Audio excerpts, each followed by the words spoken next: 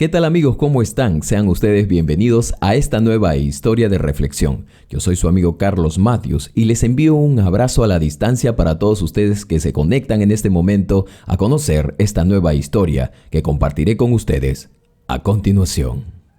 El abuelo se dio cuenta que sus hijos planeaban enviarlo a un asilo, pero ellos no sabían lo que él había planeado. El invierno se venía y lo sabía porque le dolían sus huesos. De niño había sido tan inquieto que hasta 3 veces se fracturó los huesos, una vez en la mano, otra en una pierna y la última una rodilla, la cual le dolía más que todo porque le habían puesto clavos para reconstruirla. Su instinto de vivir una vida extrema, llena de aventuras, le había conducido a ser un piloto de motocross, de autos de carrera. Había saltado de una avioneta en paracaídas, había conducido aviones de combate en Vietnam y por último tenía una moto Chopper que por más necesidad que había tenido, había hecho resistencia para no venderla. Pero al final, una razón más grande lo había convencido de hacerlo, y por eso de esa moto solo le quedaba el casco y unos lentes, que en realidad eran de aviador. No había mucha diferencia, decía. A sus 30 años, luego de vivir una vida llena de emociones y de deporte extremo, decidió que se dedicaría a enseñar a otros una sola cosa que a él le había conquistado más que el alma, su corazón. Quería ser aviador comercial, o al menos tener su propia avioneta. Necesitaba alrededor de 690,000 euros, y este presupuesto solo era para comprar una avioneta de segunda mano. Él sabía de esas cosas. Tenía su licencia y llevaba en aquel entonces trabajando duro, bastante tiempo, reparando motores de avión en una estación cercana al aeropuerto principal de Madrid, en España. Allí aprendió aún más de lo que él sabía sobre avionetas. Sentía muchas ganas mientras veía despegar a los aviones, los cuales zumbaban los oídos a muchos, pero a él era una hermosa melodía que le recordaba por qué estaba trabajando y ahorrando. Tenía ya increíblemente ahorrados 600,000 euros, un dinero que ganó haciendo hasta trabajos extras y viajando a otras estaciones para reparar aviones que muchos mecánicos dejaban inconclusos. En uno de sus viajes, como era conocido por ser rápido y eficaz, fue llevado a Italia, donde conocería a Eloisa Bellietieri, la hija de un capitán de vuelo comercial. Era una oportunidad única, por lo que él la conquistó. Tenía un buen dinero ahorrado y a sus 37 años se casó con ella. El padre de Eloisa le agarró mucha estima a Martin, quien era conocido como el mecánico de aviones más famoso en España. Esto último a veces lo desanimaba porque nadie sabía que él podía volar un avión y que además se atrevía a hacer cualquier cosa que fuese riesgosa. Como suele pasar, a veces el amor cambia los planes y Martin no sería la excepción. Sin darse cuenta empezó a gastar el dinero que había ahorrado con tanto esfuerzo y la razón era simple: su primer hijo venía en camino. Se hizo de una casa en Madrid y Eloisa se vino a vivir con él. Martin jamás había sentido una experiencia así. Al ser un niño abandonado por su padre y criado solo con su madre, no quería que nada le faltase a su hijo pequeño. Desistió entonces poco a poco de la idea de comprarse una avioneta y pilotar un avión comercial. Los días estaban llenos de felicidad para ambos padres primerizos. Martin se siguió desempeñando como mecánico de aviones, pero las fuerzas ya no le daban para trabajar como antes. Quería disfrutar de su hijo. Además, seguido de esto, Eloisa le dio otra noticia, que esperaban un bebé en camino. Con emoción, compraron sus cosas y nada superaba la sensación de ser padres por segunda vez. La alegría fue doble, pues vinieron en camino 2 niños. Eran mellizos. «Caramba», dijo Martin, «no me lo esperaba, pero que sea de bendición lo que Dios me envió». Había reducido sus horas de trabajo para pasar más tiempo con sus pequeños y darle lo que él de niño no había tenido. Los años fueron pasando y sus hijos cada vez crecían más y más.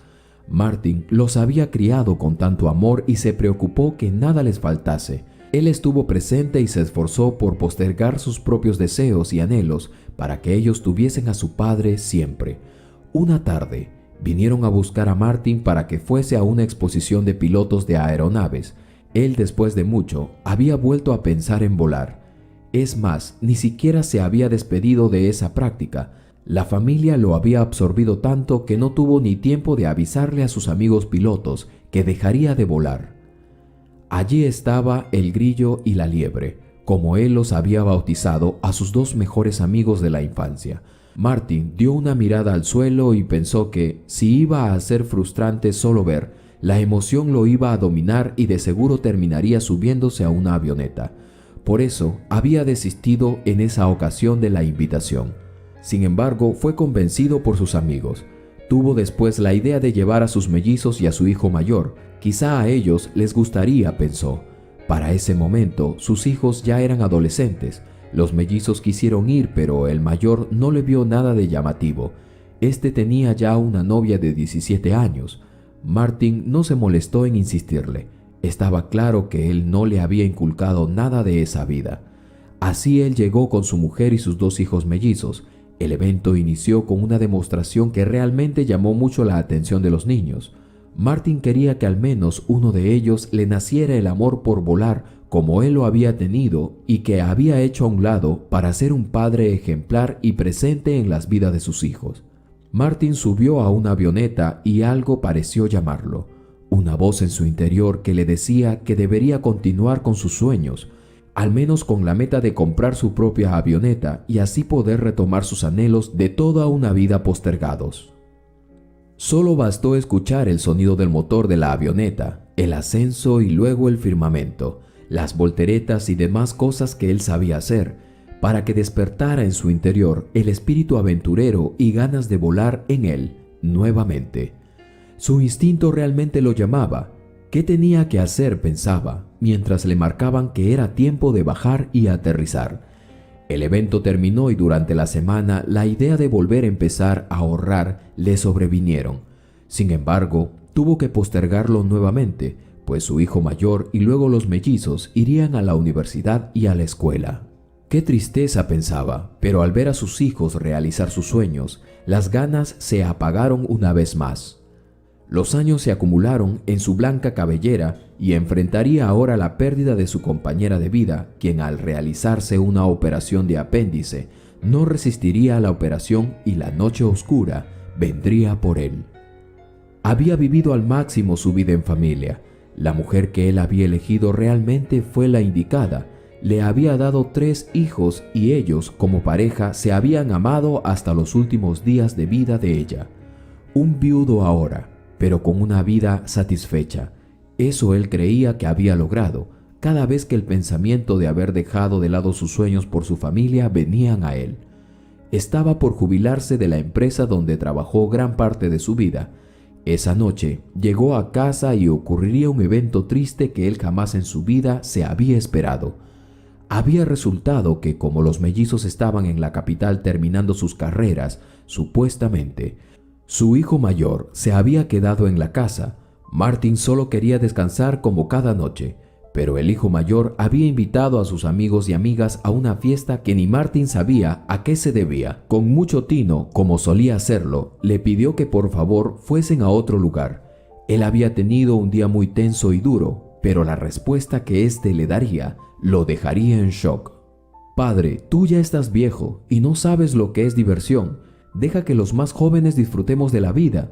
«Hijo, no sabes de lo que hablas. Dije que quiero descansar un poco. Hagan su reunión en otra parte. Además, ¿no se supone que deberían estar trabajando también?» «Padre, déjame en paz. Siempre eres aburrido. Desde que murió mamá te la pasas encerrado en la casa. Ve a hacer algo. ¿Sabes por qué? Porque estoy cansado de trabajar para ustedes, para que sean profesionales y cumplan sus sueños.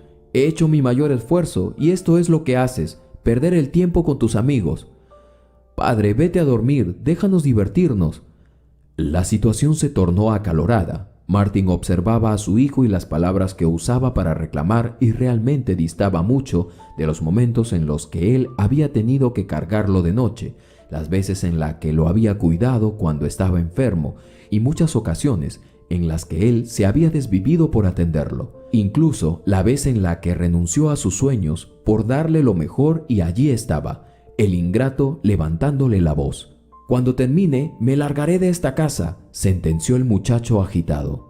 Martin abrió bien los ojos y estuvo a punto de decir algo, pero se contuvo. ¿Cómo había llegado a ese punto?, pensaba.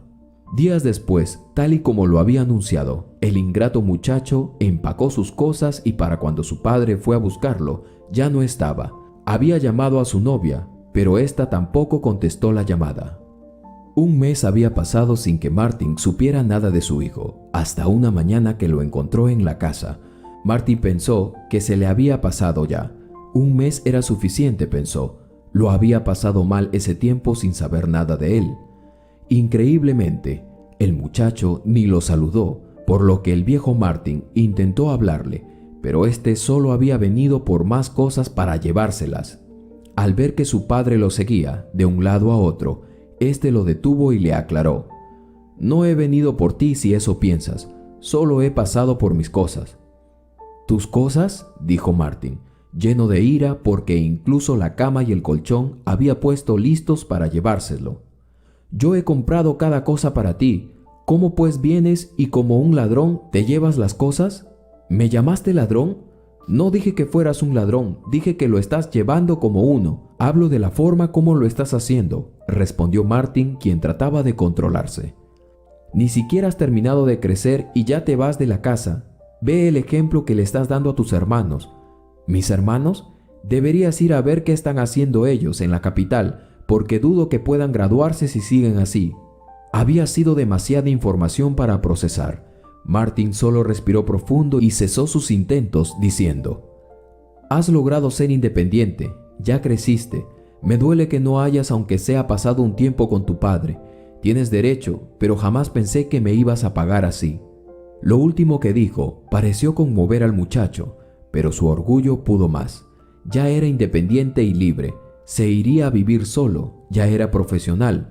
Lo irónico era que su padre le había hecho posible todo. Martin pudo haberle recordado que de no ser por él, ni siquiera tuviera un trabajo, pues hasta eso Martin se lo había conseguido. Pero las malas noticias no solo eran esas, sino que sus hijos, los mellizos, no se graduarían, pues el último año se pusieron a armar eventos en Madrid y habían postergado sus estudios para convertirse ahora en DJs. Por teléfono, un agitado Martin le increpaba el cambio de planes que habían tenido. Pero los muchachos solo atinaron a callar y dijeron que harían más dinero siendo DJs que estudiando medicina. «Solo les falta un año, terminen la carrera, luego hagan lo que quieran».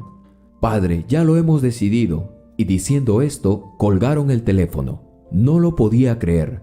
Martin se tomaba el rostro tratando de asimilar todo. ¿Cómo era posible tanta ingratitud de parte de sus hijos por quienes había dejado muchas cosas? Incluso su madre se había dejado de comprar cosas cuando estaba en vida para poder enviarles el dinero. Cada día dolía saber que sus hijos se habían rebelado en contra de él. El mayor se había ido de la casa y los mellizos ahora andaban en cualquier lugar menos en la universidad. Algunos de sus compañeros llegaron al pueblo para visitar a sus padres antes de la graduación, y esto realmente le causaba una inexorable tristeza. ¿Qué había hecho de mal?, pensaba.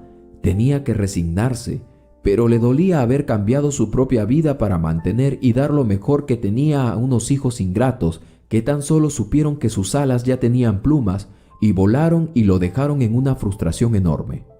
Buscaba en ese momento algo bueno de todo eso. Pensaba que quizá él había sido muy duro o quizá les había dado demasiado. La cosa era que él ya había cumplido como padre. Allí estaba ahora. El invierno le había traído los recuerdos de su juventud y porque ahora le dolían tanto sus huesos, él no había sido un santo, pero jamás se esperó recibir como pago ingratitud. Los días cada vez eran más fríos. Él sabía que el invierno siempre era nostálgico. Invernó tal como los osos por 4 meses, hasta que el verano llegó. De sus hijos no sabía nada. Ahora sus pasos hacían bulla al friccionar contra el suelo. Los años ya pesaban, pero dentro de él había un espíritu joven de aventura que jamás se había podido extinguir. «Mis hijos se han ido cada quien con sus vidas», se dijo.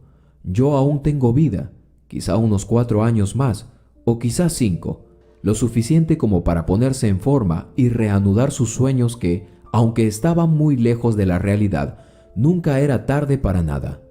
La espalda dolía, pero no había nada que una faja no pudiera sostener. Así fue hasta la parte trasera de su casa y, poniéndose ropa cómoda, empezó con una rutina de ejercicios que había aprendido en el ejército. El primer día apenas si pudo completar la serie. Así día tras día se fue a una farmacia y compró vitaminas también. Cambió su alimentación y se decidió a recuperar en algo su físico. Él siempre había hecho ejercicios, pero últimamente lo había dejado. Y es que ahora, a sus 70 años, ya no eran 30. Él tenía mucha energía, muchas ganas, pero su cuerpo parecía ir muy lento. Por otro lado, sus hijos habían tomado sus propias decisiones y estarían por aprender una dura lección por haber deshonrado a su padre de la manera más cruel. Por un buen tiempo a los mellizos les había ido muy bien. Se compraron sus cosas y hasta alquilaron departamentos y se hicieron de mujeres. El mayor llegaba a visitarlos y lo único que habían hecho mal, según ellos, era haberse olvidado de su padre. Así su éxito no les duró mucho porque tras la pandemia, los eventos quedaron suspendidos. El hijo mayor a duras penas tenía trabajo como arquitecto en la ciudad. La calamidad había venido sobre ellos y eso solo sería el comienzo.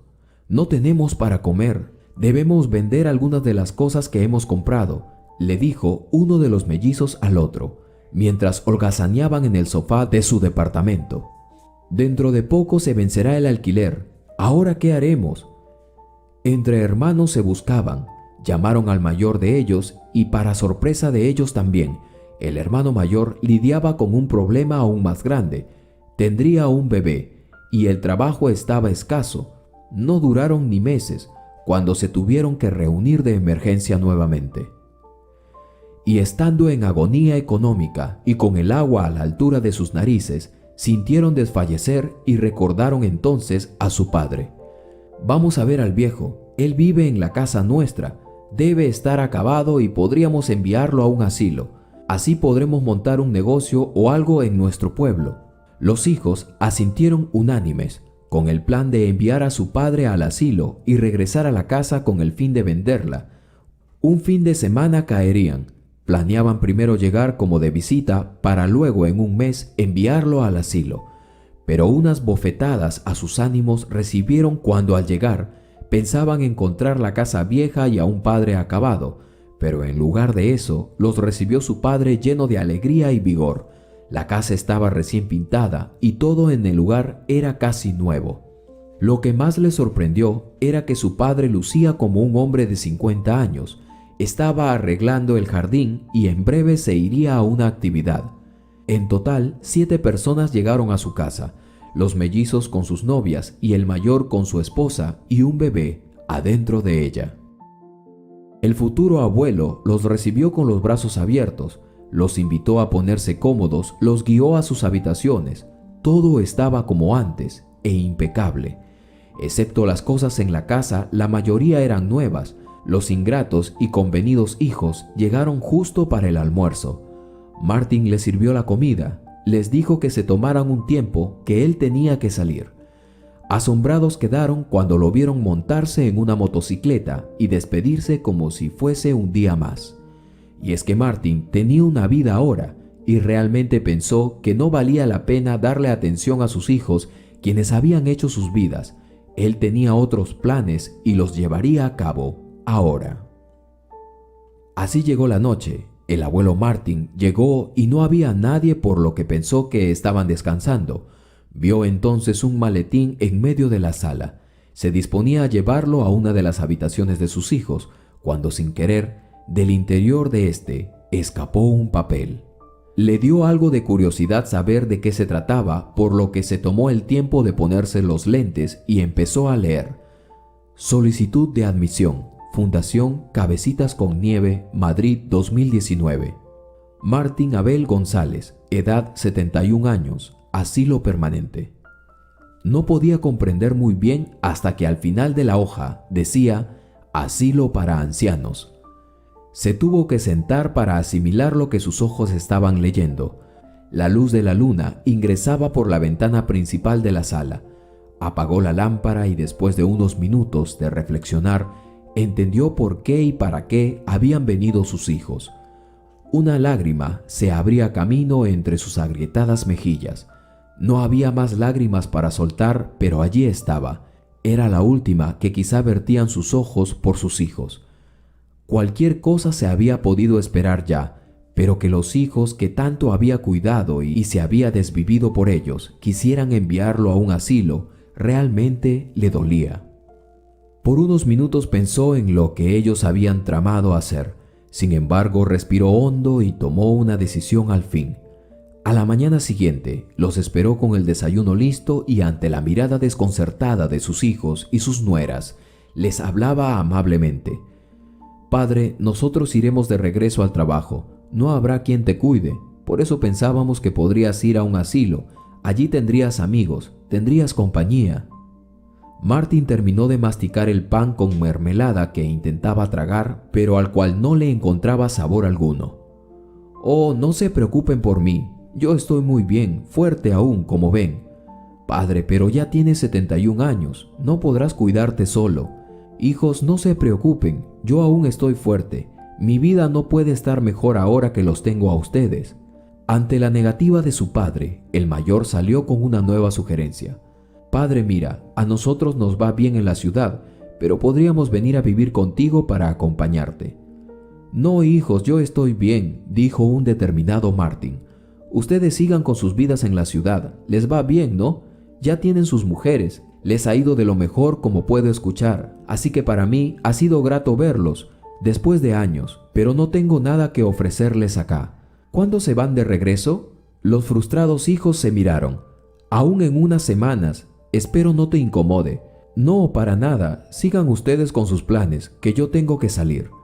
Se suponía que iban a quedarse solo unas semanas, pero los días pasaban y no se iban los ingratos. Calculó que en unos días nada más se iban, por lo que hizo planes para cumplir con sus sueños. Sueños que había tenido en pausa por muchos años por causa de ser un buen padre y entregarse por completo a sus hijos. Por accidente una tarde, llegó a casa sin avisar y escuchó voces hablando, casi como cuchicheos. Se acercó lentamente y, para sorpresa de él, los hijos planeaban vender la casa y esperar unos años más a que su padre envejeciera un poco más, y con esto buscaban reponerse de la crisis que atravesaban. Sin embargo, Martin tenía claro lo que iba a hacer. Tiempo después, al ver que no había resultado, los hijos se habían ido y estuvieron viviendo en casa del hermano mayor, sobreviviendo como pudieron. Pensaron regresar en un año a casa de su padre y encontrarlo acabado, pues creyeron que ya no le quedaba mucho tiempo de vida. «Vamos a vender la casa, mandamos al viejo al asilo y resolvemos nuestros problemas». Así habían asentido todos unánimemente. Así estaban llegando cuando recibieron un baldazo de agua fría a sus ganas de quedarse con la casa y enviar a su padre al asilo. Un letrero de vendido les dio la bienvenida. Desconcertados, bajaron. La puerta estaba cerrada y tenía un candado afuera. No había nadie. En ese momento, el celular de uno de los hermanos sonaba insistentemente. «Hijos, supongo que llegaron. Ya no vivo allí. Me vine al asilo y con el dinero compré una avioneta. He hecho muchos amigos acá y tengo planes. Estamos en una presentación ahora en el aeródromo. Están invitados. Vengan, que aquí los espera su padre». ¿Qué tal esta historia, amigos? Verdaderamente me ha dejado con una profunda reflexión. Espero que a ti también. No te muevas, porque aún tengo una historia más para ti. ¿Qué viene a continuación? Alicia se encontraba sacando las malas hierbas en su jardín cuando escuchó el tropel de los pasos que se acercaban hacia su propiedad. Ella sabía a lo que venían, pero su intención era clara. No dejaría que dieran un paso más allá de la entrada. Se levantó y rápidamente se apersonó a las puertas de la entrada de su hogar y con los brazos sobre su pecho colocó una expresión que daba a entender que no eran bienvenidos. Las gentes con ropas raídas, polvo en el rostro y con una clara necesidad, la vieron con la cabeza baja, pero algunos dieron un paso al frente, con la determinación grabada en sus rostros. Alicia, comenzó una de las mujeres, no me importa lo que pienses de nosotros, ni las circunstancias de nuestro pasado. Esta situación va más allá de ti y de nosotros. Se trata de la vida de nuestros niños, que no tienen nada que ver con los problemas de nuestro pueblo. La joven, sin perder su fría calma, dijo: me temo que sí tiene que ver y mucho. Ustedes le han enseñado a esos niños que hoy defienden a odiarnos y despreciarnos por ser del campo. ¿Cómo pueden venir entonces a suplicar clemencia y apoyo? El grupo de refugiados empezó a murmurar por lo bajo. Algunos se negaban a perder su orgullo y sugirieron llevar a sus niños con ellos, pero la opinión predominante fue la de intentar negociar. Un hombre joven, de una edad cercana a la de Alicia, se acercó adelante del grupo para intentar hablar con la fría muchacha que los veía a todos con desprecio ahora. Alicia, sé que no te vamos a convencer de que aceptes nuestras disculpas, pero al menos ayúdanos con algo y te prometemos dejarte en paz y hacer todo lo posible por compensarte de alguna forma lo que alguna vez hemos hecho mal contigo. La muchacha levantó las cejas y con una fingida voz de sorpresa le dijo al hombre: ¿compensarme? ¿Piensas que hay algo que todos ustedes puedan hacer por compensarme todo lo que me han arrebatado? Un silencio tan denso como el hielo se extendió en la calmada tarde de verano. De pronto, otra mujer habló: tienes razón. No hay nada que podamos hacer para compensarte, y mentiríamos todos si dijéramos que nos sentimos mal o que nos pesa en la conciencia, pero esta es la cuestión: o nos ayudas o pasaremos por encima de ti también. La chica vio a la mujer estupefacta y con una voz que delataba todo su enojo y le dijo: ¿y ahora piensan amenazarme? Ustedes están locos si creen que voy a ayudarlos. Lo que debería hacer es golpearlos a todos hasta quedar satisfecha. Antes de que nadie pudiese decir nada más, el mismo hombre joven tomó la palabra y con una voz potente dijo: nadie va a pelear aquí, ya fue suficiente violencia. Todos quedaron en silencio al escuchar aquellas palabras. El muchacho se acercó hasta Alicia y con tono de súplica le dijo: no hagas nada por nosotros, no te pedimos ni un solo vaso de agua ni de leche. Pero por favor, cuida a nuestros niños. Ellos son todo lo que tenemos y nuestra única preocupación es que estén bien y sobrevivan. No lo hagas por nosotros, hazlo como un acto de bondad y misericordia. Te lo suplicamos, ten piedad. Alicia y el joven sostuvieron la mirada por un largo rato. La muchacha tenía muchas ganas de gritarle y reclamarle muchas cosas, pero un sentimiento de piedad la embargó. Vio a la cara, a los niños, y solo vio miedo y hambre en sus rostros. Con una mueca seria le respondió: haz que entren a la casa, solo aceptaré niños, nada de adolescentes. El muchacho le dio las gracias poniéndose la mano en el corazón y de inmediato fue dando instrucciones entre el grupo de personas para que enviaran a los niños hasta el frente. Alicia se arrepintió inmediatamente luego de haber dado su aprobación, pero ya no podía reclamar nada. Lo único que quería era que todas esas personas se fueran de inmediato de su propiedad. Rápidamente, un grupo de 10 niños estuvo frente a Alicia, quien los contó y pudo ver que solo se trataba de una bola de chiquillos hambrientos. Se dijo para sus adentros que no habría problemas, eran tan fáciles de controlar como las ovejas, se decía. El grupo de adultos comenzó a retirarse y solo el muchacho joven se quedó para decirle que se despedía de Alicia. De corazón te agradezco tu ayuda. Trataremos de volver cuando la situación se regule y vuelva el libre tránsito. Mientras tanto, te prometo que cuando regresemos todo será diferente. Alicia simplemente asintió con la cabeza y se giró para indicarles a los niños que pasaran por la puerta. El ordenado grupo de pequeños fue entrando de uno en uno a la pequeña vivienda. Cuando estuvieron dentro, una de las más chiquitinas comenzó a sollozar por lo bajo. ¿Por qué lloras, pequeña? Tu madre pronto estará de regreso, ya verás. Antes que la niña pudiera responder, un niño más grande le salió al paso y le contestó: «Tiene miedo porque cree que eres una bruja y nos comerás a todos». Alicia suspiró y con la voz más tranquila que logró encontrar les dijo: «No soy una bruja. Sus padres los dejaron conmigo porque soy la única que tiene comida en toda la comarca y ahora ellos deben encargarse de cosas más importantes». Algunos de los niños la veían con desconfianza. Era la primera vez que la veían realmente de cerca, pero habían escuchado historietas de sus familiares que les contaban que era una bruja que vivía más allá del río y que comía a los niños para calmar el hambre. «Nuestros padres dicen que tú nunca quisiste ir a la escuela y que por eso te volviste bruja y que eres la única que tiene comida porque tus papás se murieron». Alicia estaba ocupada poniendo un caldero al fuego para hacer una sopa, pero la respuesta del niño la descolocó.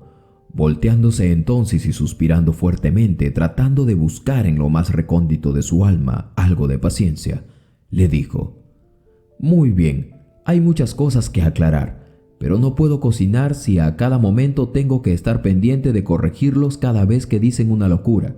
Así que haremos esto. Las niñas se van a ayudar a pelar todo lo que podamos usar para la sopa. Los niños van a separar la paja del montón de lana que tengo allí. Esas serán sus almohadas. Más vale que lo hagan bien. Mientras hacen eso, en silencio, yo les contaré lo que en verdad pasó entre la gente de la ciudad y nosotros, porque parece que les han lavado el cerebro». Hacía un poco más de 30 años, los padres y la familia de Alicia llegaron desde una tierra muy lejana y árida. Nada crecía en aquel desierto, pero aquella familia provenía de un pueblo astuto que podía buscar agua y encontrar en los lugares más inesperados la vida que necesitaban. Se habían mudado a una pequeña ciudad que se encontraba en pleno crecimiento. El gobierno había encontrado minas de carbón cerca de allí y de pronto se había convertido en una localidad importante. Los habitantes de la pequeña aldea vieron cómo edificios de varias plantas comenzaban a construirse en lo que antes era el terreno de sus casas. Sucursales bancarias abrieron sus puertas, así como hoteles, bares, un pequeño distrito comercial lleno de tiendas y hasta un cine. Todo era nuevo y emocionante, pero la familia de Alicia venía de otra cultura y de un tiempo muy distinto. Su negocio era comerciar y cultivar el campo, por lo que no se adaptaban muy bien a la modernidad, sobre todo en lo que tenía que ver con la educación de los niños. «No, tú no puedes ir a la escuela, Alicia. Tienes que ayudar a tu madre. Tus hermanos irán, pero solo para aprender lo básico. Nuestra vida es el campo, cultivar y sembrar. El mundo puede ser lo más moderno que quieras, pero solo hay un negocio que no cambiará y siempre será el más importante: la siembra y la cosecha». Alicia intentaba mantenerse firme ante su padre mientras le insistía nuevamente ir a la escuela, pero parecía no rendir los resultados que deseaba. «Padre, todos los niños se burlan de mí cuando vamos a jugar al río o cuando estamos en el pueblo. Dicen que soy tonta y que nunca voy a hacer nada importante». Su padre, sin perder la calma mientras tomaba su café, le había contestado: «Hijita, ser alguien no se mide solo por nuestro conocimiento, también por lo útiles que podemos ser para quienes nos quieren». La niña suspiraba mientras intentaba buscar otro argumento. «Sí, papito, eso ya lo sé, pero los niños se burlan de mí. Me dicen que no me entero de nada y que no sé cómo se llaman las cosas». El padre de Alicia se levantó y se dirigió a un estante. Buscó un libro muy pesado y los libros que le habían comprado a sus hermanos. Los colocó en la mesa y les dijo: «Ya sabes leer, hija. Ahora lo demás depende de ti». De esa forma, Alicia decidió aprender por sí misma. Si bien era un aprendizaje más lento y a veces sus hermanos no tenían tanto tiempo para explicar las cosas que ni ellos mismos entendían bien, Alicia aprendió contra todo pronóstico bastante más que si hubiese ido a la escuela. Además de eso, era una ayuda indispensable las horas en las que sus hermanos estaban ausentes. Ella ordeñaba a las vacas y las cabras, ayudaba a su padre a regar el campo, quitaba la maleza de los cultivos y en general aprendió todo a la perfección con respecto a los oficios de su familia. Poco a poco, Alicia aprendió a sentir amor por sus tareas.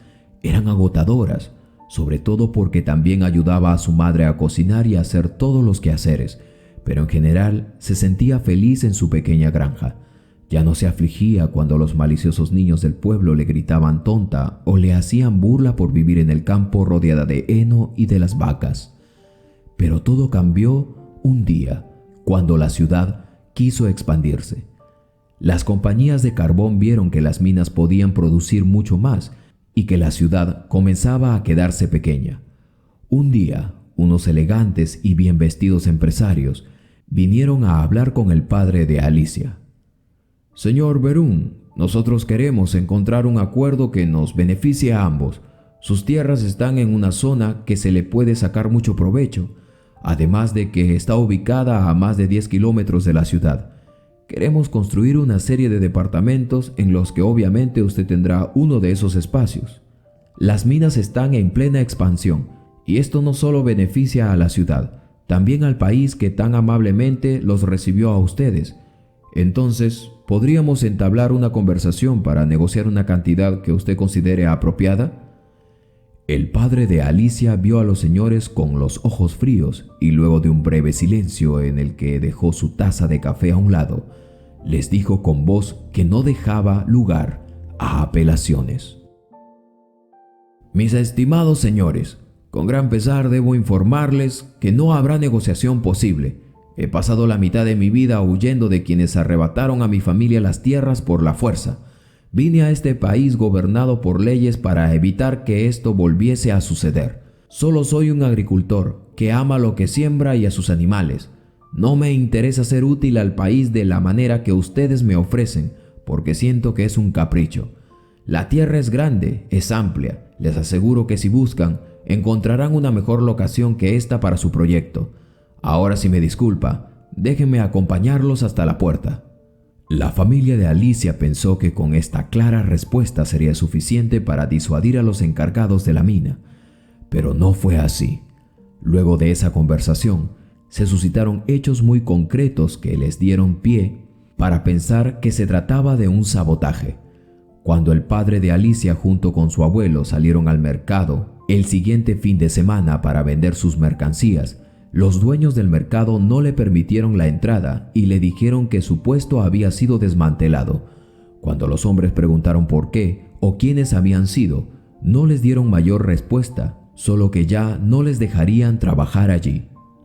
A la madre de Alicia tampoco la dejaron entrar en varias tiendas y en algunas se negaron a atenderla. A sus hermanos, que ya habían terminado la preparatoria y estaban trabajando en las minas, los echaron al día siguiente sin darles una explicación. Después de 3 días, pensando a qué se debía este cambio de comportamiento en su comunidad, llegaron de nuevo los representantes de la mina para replantear su negocio. «Señor Berún, hemos visto que en la última semana se han quedado sin varios de sus sustentos. Nos apena enormemente, de verdad que sí, pero parece que esta es una excelente oportunidad para que reconsidere nuestra oferta. Si usted nos cede el terreno, podemos duplicar el precio y ustedes podrán empezar de nuevo en otro lugar». El padre de Alicia tuvo entonces un fuerte altercado con aquellos hombres. Juró que jamás se iría de sus tierras y que tendrían que sacarlo por la fuerza o aún incluso acabar con su vida. Los representantes de las compañías mineras no regresaron, pero el incidente no tardó en saberse en la pequeña ciudad. La opinión dominante era que la familia Berún era una bola de inmigrantes palurdos con ínfulas de grandeza y que se oponían al progreso. Comenzaron entonces las instigaciones, los mensajes amenazantes y las agresiones. Los abuelos de Alicia fueron los primeros en sufrir las consecuencias de todas aquellas maldades. Ellos ya habían huido muchas veces y les parecía una crueldad absoluta el que ahora debían soportar aquello en un país ajeno. La niña nunca supo si fueron los nervios o las tristezas, pero sus amados abuelos fallecieron juntos una misma noche. Los habitantes fueron tan mezquinos que ni siquiera les permitieron enterrarlos en el cementerio de la ciudad. Ellos mismos debieron improvisar una ceremonia bajo sus tradiciones, sin más dolientes que ellos mismos. Los hermanos de Alicia no encontraron más trabajo en la ciudad y era mucho más pesado ayudar a su padre a llevar su mercancía a otros pueblos. Resolvieron seguir un camino profesional y probar suerte en otra ciudad, lo que dejó a Alicia sola con sus padres. La joven muchacha debía hacerle frente a toda aquella hostilidad por sí sola. Su madre se negaba a ir al mercado, por lo que le tocaba a ella tratar de comprar todo lo que no producían. Pero en el camino se enfrentaba a los comentarios llenos de veneno. «Invasora, regresa a tu casa. Ignorante, ¿acaso sabes leer y sumar? No eres nada, mejor vete». Alicia debía soportar todos aquellos insultos solo por hacer el mercado. Todos los jóvenes de su edad le hacían burlas y algunos hasta la amenazaban. De esta forma pasaron unos 6 años. Gracias al dinero que le enviaban sus hermanos, la pequeña familia podía sobrevivir sin demasiados lujos, pero era una existencia gris y sin felicidad. La primera en fallecer fue su madre. Había sido llevada a una depresión muy grande. Solo unos meses después, el amado padre de Alicia también sucumbió ante la situación y perdió la vida. Fue así como Alicia se quedó viviendo sola en aquella granja. Nunca tuvo una pareja y se conformaba con cuidar a sus animales y sus cultivos, que dicho sea de paso, crecían cada día. Todo esto lo había aprendido de su padre, y ella ahora estaba simplemente poniendo en práctica el carácter con el cual había sido formada. La situación de la pequeña ciudad no había sido la mejor. Las minas que habían prometido ser la gran fuente de progreso de la ciudad resultaron ser menos profundas y lucrativas de lo que se esperaba. Pronto, las compañías trabajaron a un ritmo menos productivo y todas las esperanzas de un futuro brillante se diluyeron como sal en el océano. Sin embargo, aquello no había sido lo peor. Lo más duro fue la hambruna que pronto invadió el país. Los años de sequía se sumaron a la mala relación que tenía con los países y pronto la pobreza se generalizó como un virus. La pequeña y pintoresca ciudad se transformó en un pueblo alejado de las zonas de distribución de los pocos alimentos que circulaban en la nación. La situación fue empeorando tanto que llegó a un punto en el que simplemente ya no había nada más que comer. Los pocos habitantes que quedaban opinaban que debían viajar a la capital para pedir ayuda, pero no podían llevar a los niños a un viaje tan largo que les tomaría días e incluso meses. Recordaron entonces que la chica Berún seguía viviendo en su granja muy cómoda, donde seguramente tendría más comida de ellos. Había resguardado sus terrenos con enormes lobos alrededor, los cuales ella misma había conseguido. Desde pequeño los había criado y los había maestrado, de tal forma que cuidaban al rebaño en vez de comérselos. Era increíble y todo el mundo temía acercarse sin avisarle previamente. Al finalizar esta historia, Alicia había vuelto en sí después de un largo momento de estar contando la historia de cómo había pasado todo y los niños estaban impactados. Habían quedado hipnotizados mientras ella les servía la comida más apetitosa que habían tenido en meses. Alicia les hizo una seña y todos comenzaron a comer. Uno de los niños hizo una pausa mientras comía y le preguntó a su cuidadora: «¿Y por qué tú no te fuiste también?». La chica lo vio mientras esperaba que su plato se enfriara. Le respondió entonces seriamente, como lo había hecho durante todo su relato: «No lo hice porque honestamente no tengo interés en otros lugares. Mis hermanos me envían dinero cuando pueden, pero creo que ellos también regresarán para ayudarme con la granja. La crisis en el país está muy fea. Todo el país está igual de destruido que aquí. Sin embargo, me alegra saber que mi padre siempre tuvo razón, y por eso he resguardado todas las propiedades». Otra niña más pequeña le preguntó: «Entonces, ¿tú crees que nuestros papás no regresarán?». Alicia tragó una cucharada de sopa y respondió: «Sí lo harán. Los aman demasiado para abandonarlos, pero espero que ustedes los ayuden a cumplir con su palabra de dejarme en paz en cuanto todo se solucione». Pasaron 2 semanas. Los habitantes del pueblo regresaron y, tal como lo habían prometido, dejaron el trato hostil hacia Alicia. De hecho, le trajeron una bolsa de alimentos no perecederos, junto con otros objetos, los cuales le dieron en agradecimiento. Sin embargo, ante la situación, tuvieron que pedirle que les vendieran al menos un poco de carne y algunas hortalizas y frutas que Alicia poseía en demasía. Los hermanos de Alicia regresaron. Ambos ya tenían esposas e hijos, lo que fue una gran alegría para la solitaria vida de la joven. También los niños comenzaron a visitarla a menudo, y fueron estos los que estrecharon los lazos entre una familia que simplemente quería ser feliz y una comunidad que se dejó cegar por las promesas vacías de un gobierno.